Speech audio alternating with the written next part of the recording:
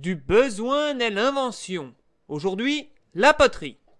Le travail de l'argile est l'une des plus anciennes traces d'artisanat. L'apparition de la poterie est traditionnellement datée du néolithique, mais des découvertes récentes attestent d'une apparition encore antérieure. Le travail de l'argile était à des fins pratiques, artistiques, mais aussi religieuses. Le côté religieux se traduisait notamment par des statuettes censées représenter des déesses de la fertilité.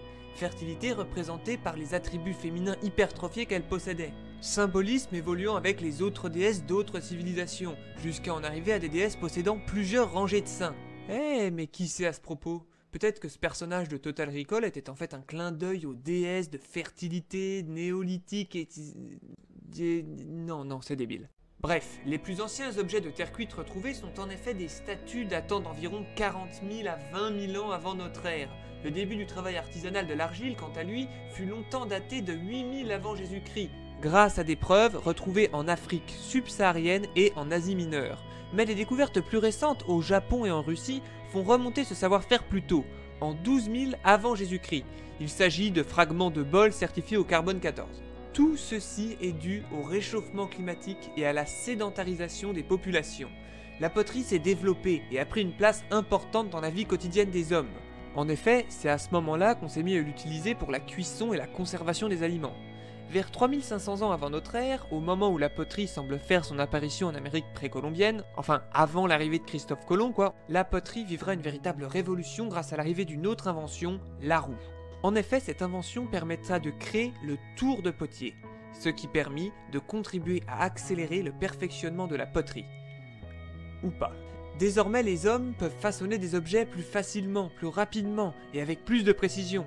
Aux alentours de 2500 avant notre ère, on voit apparaître des poteries décorées.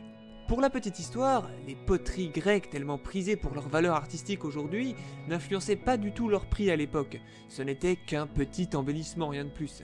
Ce qui fait que si les potiers grecs d'aujourd'hui verraient à quel point on met de valeur sur leurs vases, qui sont l'équivalent pour nous de simples boîtes de conserve à l'escargot de Bourgogne, au choix, soit ils se payeraient nos têtes, soit ils pèteraient les plombs de pas pouvoir toucher leur part en fait. Alors bon, après c'est vrai, remarquez que dans l'art moderne d'aujourd'hui, une simple boîte de conserve peut être considérée comme de l'art, voire même une pissotière. Alors bon, après...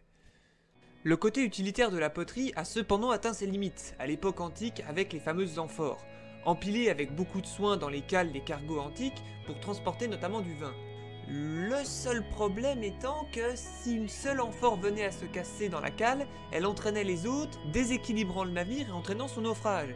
C'est d'ailleurs pour ça qu'on retrouve autant d'épaves antiques au fond de la Méditerranée. Ce qui fit que le système de l'amphore fut remplacé avec le temps par le tonneau gaulois.